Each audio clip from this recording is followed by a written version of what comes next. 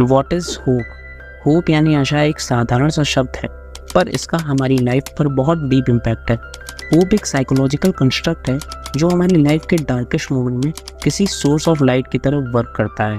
साथ ही आशा एक driving force भी है जो हमें हमारी लाइफ के बुरे फेज से निकलने के लिए इंस्पायर भी करती है। From a psychological stand point, hope is not merely a passive state of desire, it's an active state of mind, a dynamic process involving goal setting, planning and motivation. Hope is not just a luxury, but a necessity. आज हम जिस movie के बारे में बात करने वाले हैं वो भी बेस्ड है पावर ऑफ होप के ऊपर, जिसका नाम है the Shawshank redemption, a gripping drama that reminds us that hope is a valuable and resilient emotion that can give our life substance and meaning. Talking about hope. Hope. Let me tell you something, my friend. Hope is a dangerous thing. You should watch this movie at least once in your life. The Shawshank Redemption जितनी एक redemption की कहानी है, उतनी ही ये कहानी है व्यक्ति के अस्तित्व के बारे में, इस बारे में कि आखिर हम हैं कौन। अगर आपने कभी सोचा है कि आप कौन हैं, well then it's never too late to find out.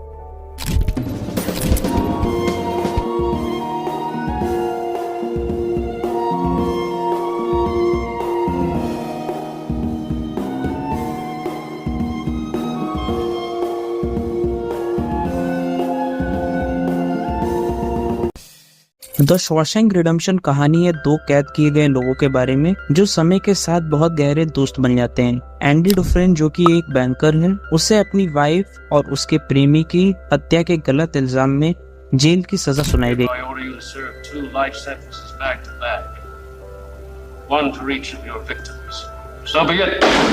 Andy अपनी लाइफ के अगले 19 साल प्रिजन लाइफ की डिफिकल्टीज को फेस करने और रेड नाम के दूसरे प्रिजनर के साथ एक खूबसूरत दोस्ती को विकसित करने में बिताता है। Unlike many films that rely on spectacle and action, The Shawshank Redemption offers emotionally charged conversation and a well-developed look at human emotion.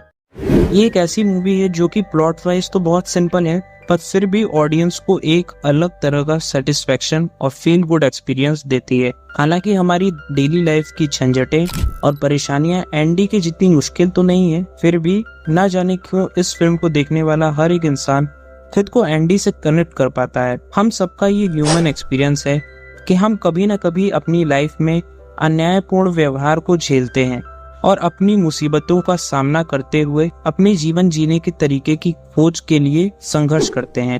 Andy की कहानी शॉशैंक जेल में उसके आने से शुरू होकर वहां से आजाद होने के साथ खत्म होती है। एंडी और रेड दो कैरेक्टर्स हैं जो अपनी सिचुएशन पर डिफरेंट पर्सपेक्टिव्स रखते हैं, मतलब कि दोनों का अपनी समस्याओं को देखने का नजरिया एक दूसरे से विपरीत है। What people find remarkable about the film is how the bond between these two souls keeps their hope alive forever. Protagonist's inner strength will make you feel captivated. यहाँ मॉर्गन फ्रीमैन का परफॉर्मेंस एज रेड ब्रिलियंट था, वहीं Tim Robbins का portrayal as Andy डुफ्रेन भी outstanding था। He was able to portray a subtle, introverted, yet powerful and charming character with a piercing, intelligent gaze. Andy की inner strength undeniable है, जिसका सबूत है उसका अपने गोल को अचीव करने के लिए फोकस और कंसंट्रेशन।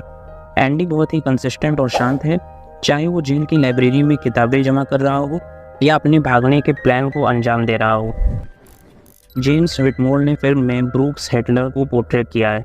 ब्रूक्स का भी रोल इस मूवी में बहुत इंपॉर्टेंट है, जो कि ये बताता है कि प्रिजन लाइफ किस तरह से हमारी लाइफ को इम्पैक्ट कर सकती है और नाउम्मीदी का क्या परिणाम हो सकता है। उसे आज़ाद होने के बाद एक छोटा अपार्टमेंट और ग्रोसरी स्टोर पर जॉब भी मिल गई, पर उसने खुद को इस दुनिया में बहुत अकेला पाया। एक अकेला इंसान जिसके साथ कोई नहीं है, जिसका कोई पर्पस नहीं है और ना ही जीने की कोई उम्मीद बची है। अगर हम खुद को भी ब्रूक्स की जगह रखकर देखें तो हम पाएंगे कि 50 साल से भी ज़्यादा समय अगर हम किसी जगह बिताएं तो हमारे लिए वो जगह हमारी दुनिया और वहाँ के लोग हमारा परिवार बन जाएंगे। और ठीक यही चीज़ हुई ब्रूक के साथ, जो 50 सालों से बाहरी दुनिया से डिस्कनेक्टेड था।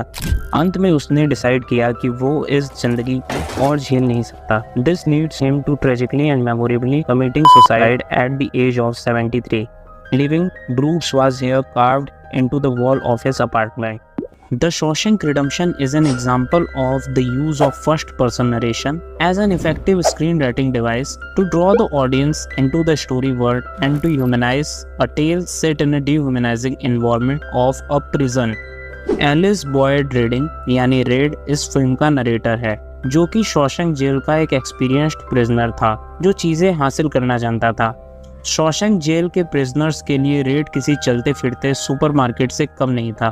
फिल्म शुरू होने से लगभग 20 साल पहले उन्हें हत्या का दोषी ठहराया गया था।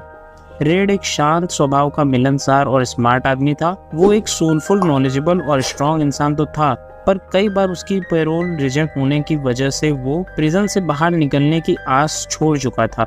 एंडी के मन में फ्रीडम के लिए जिस तरह की आशा थी, उसे जुटाने के लिए रेड को संघर्ष करना पड़ता है।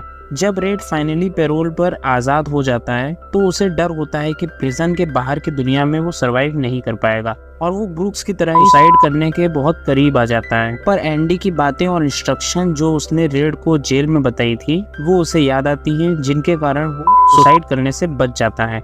एंडी के इंस्ट्रक्शन को फॉलो करके वो बक्सटन के एक ओक के पेड़ तक पहुंच जाता है, जहां उसे पैसे और मैक्सिको का इनविटेशन मिलता है, जिसे वो आसानी से एक्सेप्ट कर लेता है।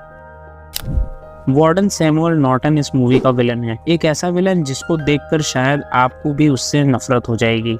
एंड आई एम 100% श्योर कि जब आप इस मूवी को देखेंगे तो उसके मरने का इंतजार करेंगे और उसके मरने से आपको बहुत सेटिस्फेक्शन मिलेगा। नॉर्टन एक करप्ट आदमी था जो मनी लॉन्ड्रिंग करता था, जिसे करने के लिए वो एंडी की फाइनेंशियल नॉलेज और स्किल्स का यूज करता था। नॉर्टन ने अपने फायदे के लिए एंडी की जेल से रिलीज होने की पॉसिबिलिटी और उसके रीट्रायल के चांसेस को खत्म कर दिया था। टॉमी विलियम्स, जो कि एक यंग प्रिजनर था जो एंडी के बेटे जैसा था, जिसे एंडी ने उसकी डिप्लोमा की पढ़ाई करने में और एग्जाम क्वालिफाई करने में मदद की थी। उसने एंडी और रेड को ये बताया कि जब वो इससे पहले दूसरी जेल में था तब वहाँ उसे एल्मो ब्लैच नाम का एक प्रिजनर मिला था। टॉमी इकलौता ऐसा इंसान था जो एंडी को बेगुनाह साबित कर सकता था। जब वार्डन नॉर्टन को ये पता चला तो उसने कैप्टन हेडली के द्वारा टॉमी विलियम्स की हत्या करवा दी ताकि एंडी जेल से आज़ाद ना हो सके और उसके मनी लॉन्ड्रिंग के काम में कोई रुकावट ना आए। अब इसके बाद ये देखना बहुत इंटरेस्टिंग होता है कि किस तरह से एंडी डुफ्रेन अपनी स्किल्स, नॉलेज और कंसिस्टेंट हार्ड वर्क की बदौलत खुद को इस प्रिजन की दुनिया से आज़ाद कर पाता है। मूवीज़ तो हम सब देखते हैं, पर कुछ मूवीज़ ऐसी होती हैं जिनका हमारे ऊपर ऐसा इम्पैक्ट होता है कि हमारा दुनिया को और अपनी ज़िंदगी को देखने का पर्सपेक्टिव ही चेंज हो जाता है। कुछ मूवीज़ एंटरटेनमेंट से कहीं ज़्यादा बढ़कर लाइफ लेसन और इंस्पिरेशन की संदूक के जैसी होती हैं। इस मूवी का पेस जितना स्लो है उतनी ही इम्पैक्टफुल ये मूवी है, जिसे एक बार देखने पर ये हमारे दिमाग में घर कर लेती है।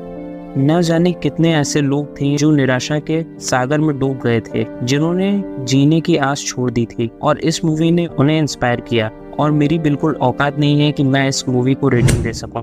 बस इतना ही कहना चाहूँगा कि अगर आपने अब तक ये मूवी नहीं देखी है तो इसे ज़रूर देखें।